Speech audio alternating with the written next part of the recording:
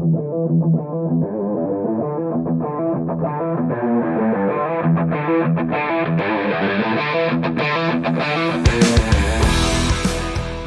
to the Automotive Diagnostic Podcast. We're going to explore ways to sharpen our diagnostic skills, find learning resources, and hear from experts in the automotive field. Hey, have you ever been faced with the challenge of sourcing, installing, and programming a used control module in a vehicle? I know a lot of us have. It seems to be happening more and more often today with the volume of control modules on vehicles, the cost of some new ones, or even the availability of new control modules. In some cases, used may be the only option. So what do you do here? I strongly recommend checking out SJ Auto Solutions and Tommy Oliva. Tommy offers a cloning service for used control modules to make these things plug and play for the vehicle that you're working on. In a lot of cases, he is also able to source the control modules if you're unable to locate one for the vehicle that you're working on. But once you get connected with Tommy, he's going to offer fantastic support from start to finish to make sure that that control module is going to work in your application. He's also got tech support that he offers through his website, along with some free resources there as well on information about used control module programming. So make sure to check out SJ Auto Solutions. I can't recommend that enough. Hey, what's going on, automotive world? Welcome to another episode of the Automotive Diagnostic Podcast. My name is Sean Tipping, and I'll be your host once again for this week's episode. Thanks so much for joining me. Sorry about missing last week. It has been a very busy and hot summer. We've been running around with our heads cut off. Lots of broken cars, but also lots to talk about on the podcast. So we'll do a couple case studies here today, both relating to the same type of failure, and one that I think is really important to talk about with people who are doing diagnostics on cars or want to grow their diagnostic skills working on cars, because this is something that is almost universal in the world of 12 volt electrical. I'm sure outside of 12 volt too, but that's mostly what we deal with. And you could run into this scenario on just about any car. It doesn't really matter the year.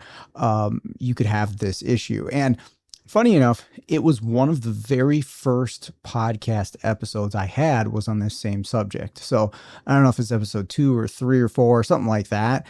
I talked about pin fitment, and it was like a suspension control module on a Suburban. They had replaced every single component and it was still setting the circuit code, and it was just the pin fitment. And that's what we'll talk about today too. So not to spoil what's going on, but both of these cars were challenging, and one of them, I called the wrong module because of a pin fitment issue, and I'll explain how I got there, but it's such a simple fix, and once you realize that that's what's causing your problem, it's like, oh, okay, we just need to tighten up this pin or replace this pin. But it can cause some very strange issues, and if you're not aware to check for it, or you don't know how to check for it properly, or just don't realize that's what's going on, you can have some weird things and a lot of parts get replaced and nothing gets fixed. So anyways, the first car we'll talk about here is 2018 Jeep Grand Cherokee. And the shop had called me saying that they ended up replacing the transfer case on this Jeep, which is pretty common. Those things blow out quite often. Set codes, they don't move correctly with the motor, and they need a transfer case. Okay, they did that. And then they also ended up replacing the drivetrain control module. So these drivetrain control modules do fail quite often as well. They're located underneath the driver's seat in this little compartment. Pretty common to replace these. Most of the time they don't need programming. I've had a couple where we had to configure them, but most of the time they're plug and play. And I have seen scenarios where it's both transfer case and module. And I think it has something to do with the motor in the transfer case or on the transfer case burning out the drivers or negatively impacting the drivers of the module. We've run into scenarios where both things had to be, replaced in order to fix the car. But anyways, that's not really outside the realm of what's normal. The problem was after they replaced the drivetrain control module to fix whatever it was that they were trying to fix. And I don't know exactly where the problem that we were dealing with started. I don't think it occurred until after they attempted to replace they did replace this control module. But anyways, they could no longer communicate to the drivetrain control module, or it seemed the rest of the car, at least on the CAN C bus. They get a message on the dash that says no bus. They couldn't start the vehicle. They couldn't talk to the drivetrain control module. And they unplug the drivetrain control module, and the rest of the car can then talk. And you have everything except for the drivetrain control module. You can start it. You can talk to the PCM. The no bus message goes away on the cluster. So they immediately realized that the module that they had installed to that must have a problem. That was what they were assuming.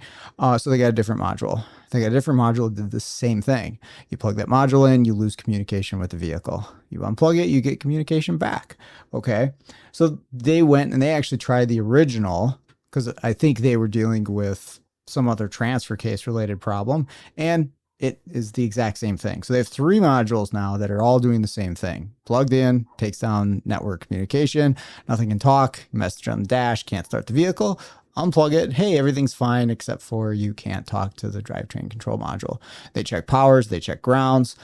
And so this is about the time they call us in, take a look at it. And I actually had my technician go out there and go through this one. And he spent a decent amount of time on it, going through, and he was checking everything out to see, okay, what's going on? Do we have solid power to this? Do we have, adequate ground to this? Because you can have a module that has an inadequate power or a ground that when connected to the CAN bus can actually disrupt the CAN bus, right? And so obviously there's something with this module being connected, and odds are not all 3 of them have the exact same problem. This episode is brought to you by autorescuetools.com and Isaac Rodell.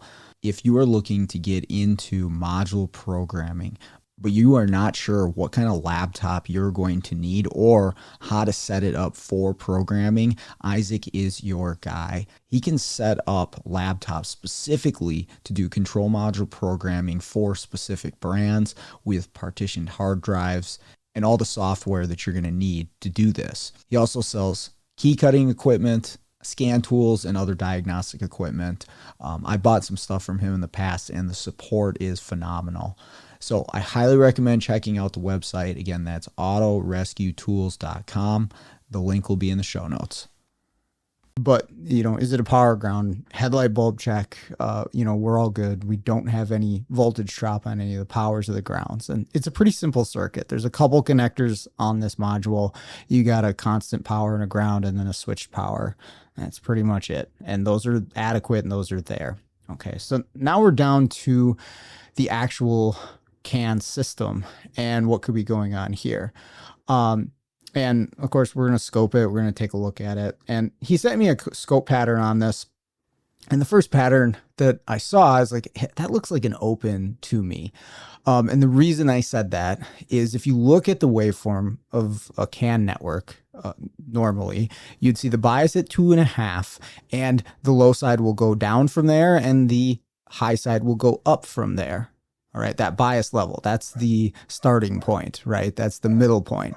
And what you're not going to see in a normal working system is the voltage on the high side go below 2.5, or the voltage on the low side go above 2.5.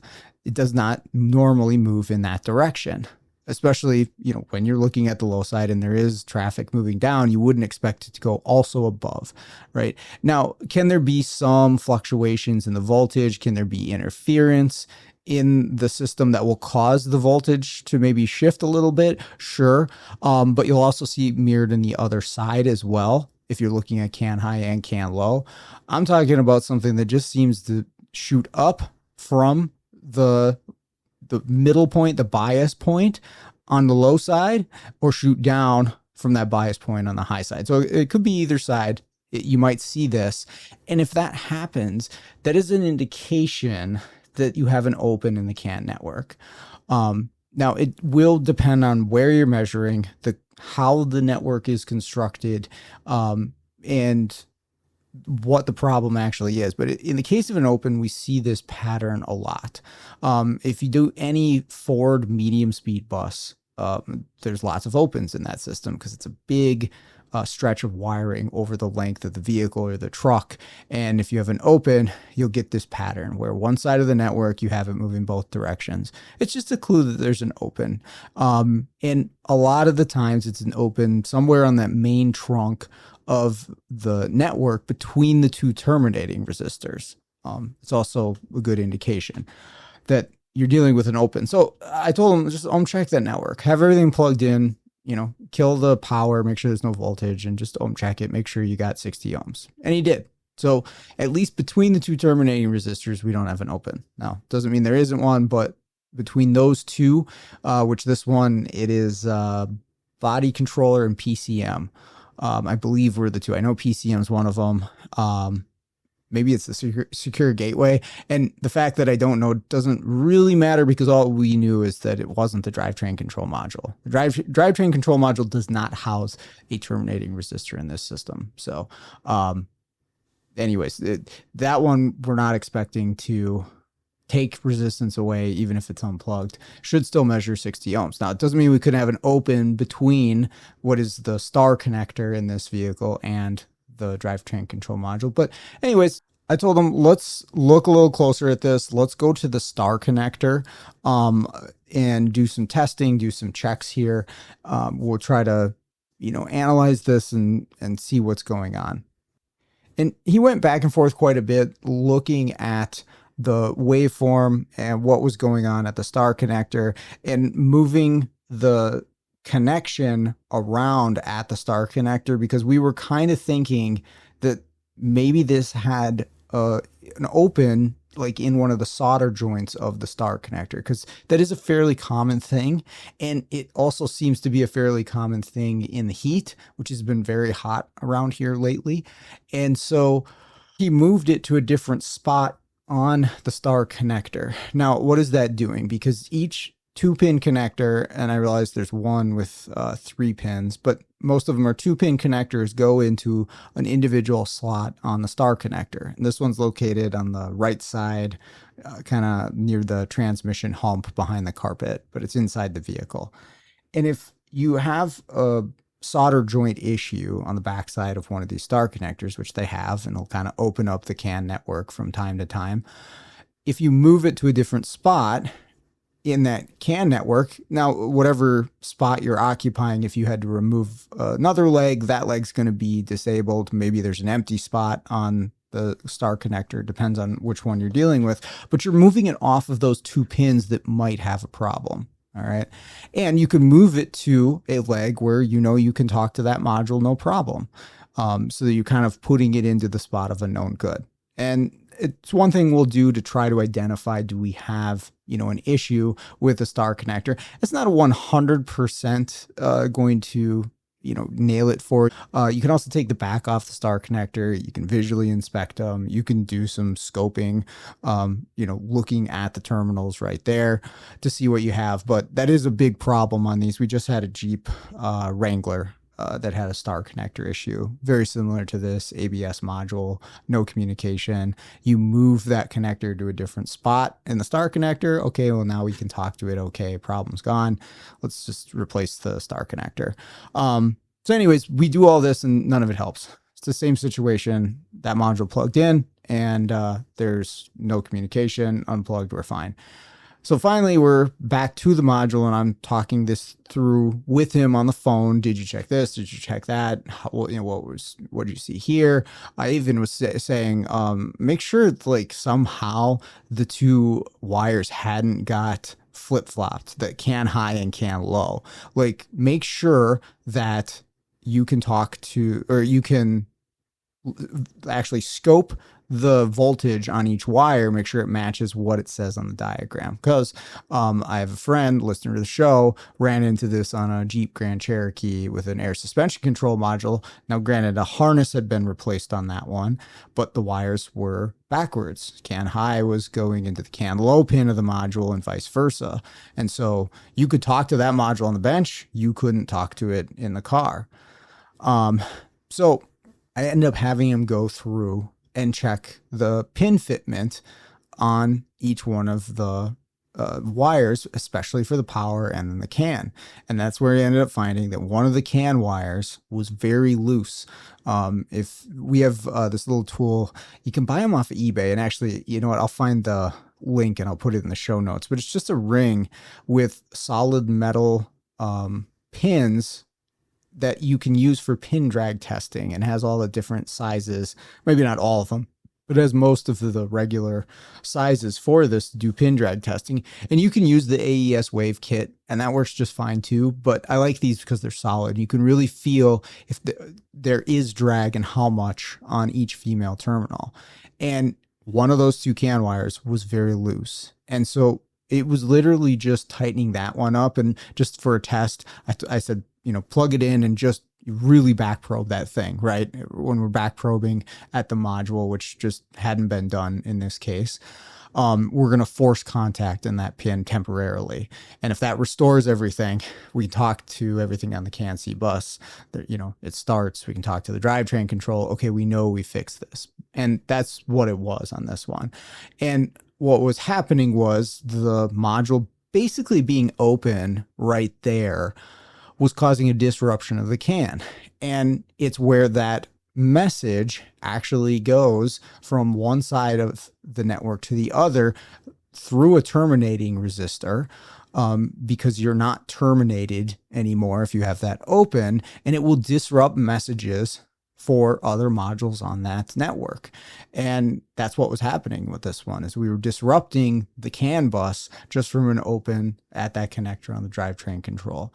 So it wasn't, the module that needed to be replaced. We just had to fix the pin. And whether that happened during someone's testing or if it happened just during the swap of the modules, it's hard to say exactly when it happened, but it just needed to be tightened up properly and then good to go on that one.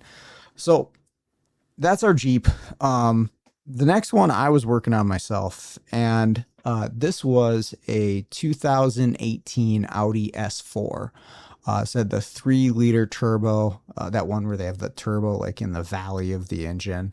Kind of different looking setup for that one. But anyways, this one, they could not communicate with the engine control module or the anti-lock brake controller. And of course, hindsight looking back on this, I really should have approached this differently, but I'll explain my thought process and you can tell me what you would have done. But basically, I come out, I say, hey, yes, we can't talk to the ECM, we can't talk to the ABS control module. We're just, we're not really sure what needs to be replaced here. We don't want to just chuck a module at it. We'll pay you to tell us for sure what it needs. Okay. So I get into it and verify, yes, I cannot talk to the ECM. I cannot talk to the ABS. Let's look at what do they share, what's going on there. And there's quite a bit to the vehicle communications network on this 18 Audi. This has a data bus onboard diagnostic interface that's under the seat in the back. And you have your scan tool directly talking to that module. And then that module talks to all the other networks on the car, which there are CAN bus networks and there is a FlexRay network, which, to be totally honest, I don't have a ton of experience with FlexRay, especially in real life diagnostics. I've taken a little bit of class material. I've read about it. I get the idea, but I haven't had much for diagnostics on it. But this one has both. And what I see specifically is the engine control module has both of those networks going to it, right? So it has a FlexRay network going to it, and it has a CAN bus network going to it. This CAN bus network goes straight to the data bus onboard diagnostic interface. So there's that leg, and I'm not sure if it extends out past that or if it's just communication between those two, but I see that can. And then there's a FlexRay network that also goes to that data bus interface and also a number of other modules, but the ECM. And what it looks like is it daisy chains, or is like an in through out style of connection with the engine control module and the ABS control module. And again, I'm not 100% sure how FlexRay works at this point. So I'm not sure if that is like CAN, where it goes in through out. But I do see two, wires going in to that engine control module and two wires out that go to the ABS module. And it looks like the ABS module just talks on FlexRay.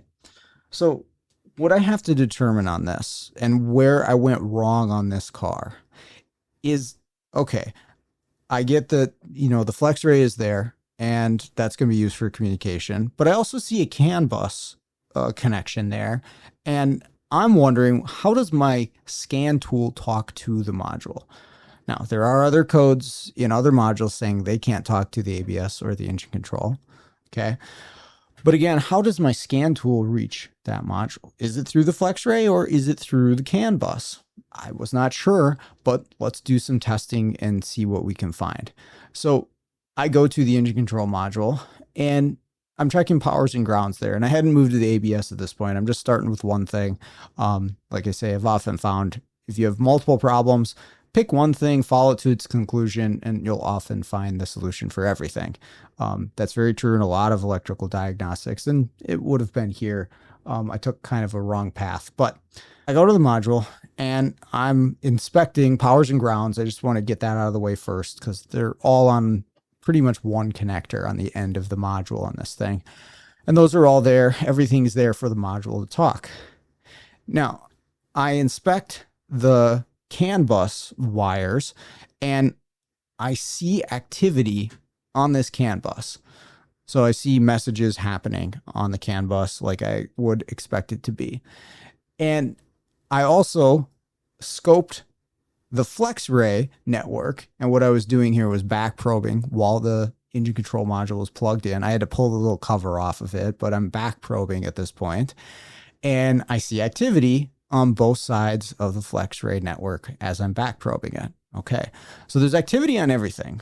And okay, what that means at this point, I don't know for sure. And then scoping the FlexRay, is this pattern exactly what I would expect to see on a FlexRay waveform?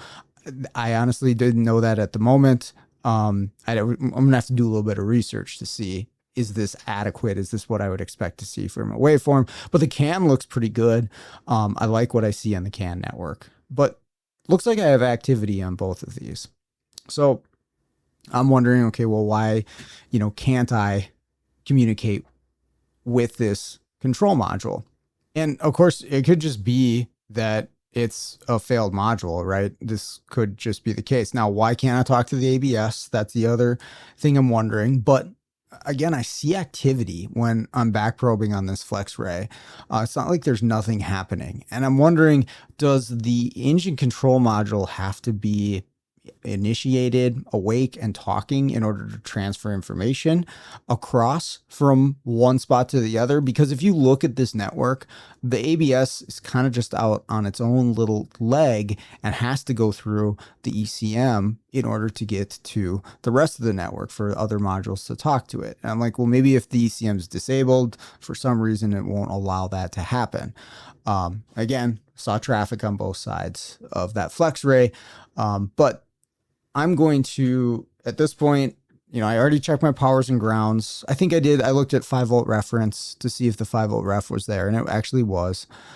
But I'm going to take this module out of the car, and I'm going to see if I can communicate with it on the bench. Now, that might seem like a big jump, but here was my thought. And I had a line of thinking here. Didn't work out for me, but again, I just want to share what I'm going through out there when I'm looking at these cars. Is I happen to have my Magic Motorsports Flex kit with me in the van. I think I was doing another module on the road that day. A lot of times we keep it at the shop, but I had it with me. And I'm using this for a couple different things. in order to quickly assess whether this module can talk at all. I'm removing it from the car, so I'm taking all car problems away. I'm going to put it on the bench. I'm going to use the diagrams in Flex to connect to this module. Okay, now that does a couple things for me. It shows me what pins the module uses to communicate. That's helpful, right? If I'm going to talk to it with my programming device, that's going to be most likely similar or the same connections that it would use to talk in the car, right? And it proves whether or not the module is awake and talking and send data. And so I hook this up with Flex. Doesn't take very long. Pulling the engine computer out of this one's pretty simple. It's right on top under the hood, and you make 5 or 6 connections with Flex. Go ahead, connect. It connects. I can read it, reads the data out of it. No problems at all. And I look, and the wires it has me connected to are the CAN bus wires. The 2 CAN that go between the data bus interface and the engine control module. And I can talk. I'm like, okay, well, that proves that this module is not dead. It should be able to communicate. I can talk to it on the bench. It's using these 2 CAN wires. So those are the ones I'm going to focus on. Okay. And so I went back to the car and I focused on my 2 CAN wires, not my FlexRay. Kind of left FlexRay alone at this point. And I had it in my head that, well, the ECM's got to be online in order for that to function. I don't think that's true, but I thought that in the moment. So I look at the CAN bus and I have the ECM disconnected. So I go onto those 2 wires and I have no activity, right? So I'm just at the open connector. I'm front probing appropriately to the CAN wires and I have nothing. I plug my ECM in and I have activity on there, back probing. Okay, so is there an open? I check the resistance of that network. It's 60 ohms. And this is just between the data bus and the ECM. Each one's got a terminating resistor. 2 wires, no connectors actually, just straight shot. One's under the hood, one's under the back seat. ECM plugged in, I have CAN activity. ECM unplugged, I have no CAN activity here. And I go to the data bus interface module under the seat, and it's the same thing. If I unplug the data bus interface, I see activity on the 2 lines, right at the connector for it. And that's ECM only there. If I unplug the ECM, goes away. There's nothing there.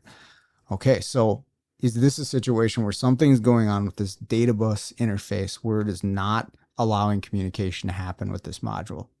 That's what I convinced myself in the moment.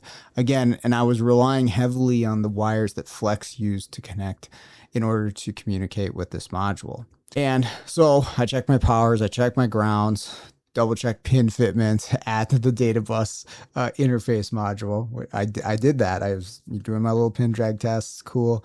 And I say, hey, I think this thing needs this module. So if you guys get one, I'll come out, we'll get it programmed, and that'll be that. Everything will communicate normally again. And that was my diagnostic. And they got one, and I came back, and it was immediately the exact same problem. And I'm like, oh, shoot. And it's one of those situations where, like, they'd kind of already promised the car would be done that day, and oh, shoot. So anyways, I had to go back into it because I was obviously wrong. It was the exact same situation. What did I miss? And I start from scratch at this point and I look at it and, okay, the result of what I saw where taking the engine control module off of that little leg of the network, there just is no activity. You must need an ECM there for there to be something happening on that network. And that must just be normal. And here's the other thing. I don't think that CAN network necessarily has anything to do with scan tool communication. I think everything is going to be going on through the FlexRay. Now, does that mean your scan tool is on the FlexRay network? No. But I think the data that is important for the module to transfer to the data bus interface module happens on the FlexRay network. Okay. Now, I mentioned I had backprobed this and I saw activity and I kind of moved past it. But what I never did was a pin drag test on the actual connector for the ECM. So when I backprobed it, like we did with that Grand Cherokee, I fixed the problem temporarily. Had I gone into the car and tried to talk to it while I had my back probe in it, I would have been able to communicate with it. Okay. But I didn't do that. I was just going along my testing, and I took my back probe out, and that loose female terminal, and there was actually 4 of them. I don't know for sure which one was causing a problem or if it was multiple, but you could compare them to the pins next to them, and it was clear as day. I took a video of it so I could show the shop, and here's where this issue was. There is no drag on these pins. There is drag like we expect on these other pins, and these are for the FlexRay network for communication to happen. And had I ohm checked the FlexRay network, which I could have done from the data bus network, I would have seen that it was way above the approximate 95 ohms that a FlexRay network is supposed to be. But I never did that. I never really looked into the FlexRay. Was part of that because I didn't feel as confident about FlexRay as I do about CAN? Possibly. So I talked myself into it. Was part of it because I was like, well, not FlexRay, but Flex the tool uses the CAN wires to talk to it. Well, those are obviously the ones I should focus on. But that's where some of these outside of the box testing methods don't always prove to be 100% accurate or useful. And that's a test I've used, or a method that I've used, is looking at the programming device to say, okay, these are the wires that the module uses to communicate. Maybe, but maybe there's more to it than that. And maybe it acts a little bit differently in the car, and that's something we have to consider. Okay. And I learned my lesson here on this one, but that's why I'm sharing it on the show, because I think that's important. Not every one of these things are slam dunk. And sometimes you run into the same problem that you've seen 100 times before, right? Literally, the Jeep Cherokee was days, between this. And this one beat me up. I made the wrong call on this thing. But that's what it was. Pin fitment on the FlexRay pins for the engine control module, opening up the network and disabling not only the ECM, but the ABS. And looking at it in hindsight, I really should have focused on that. But that's the way it goes. And that's how you learn. And again, that's why I'm sharing it on the show. So that's where I'm going to wrap this one up. Let me know in the Facebook group if you've had any fun experiences with pin fit issues, especially at modules. Obviously these are both modules, and modules tend to have the big, large connectors.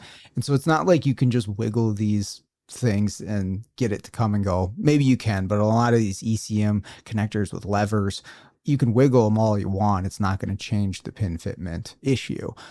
You'd have to back probe it or, move it in some way to actually make contact in there. But if you got an experience like that, share it on the Facebook group. Love to hear about it. But also like to thank everybody listening for the show, all the feedback and interaction I get. Do appreciate it. Try to get back to everybody. I know sometimes it takes me a while, or I might miss an email, but definitely not ignoring anybody. Just trying to keep it up with it all. So anyways, with that out of the way, let's get out there, start fixing the world one car at a time.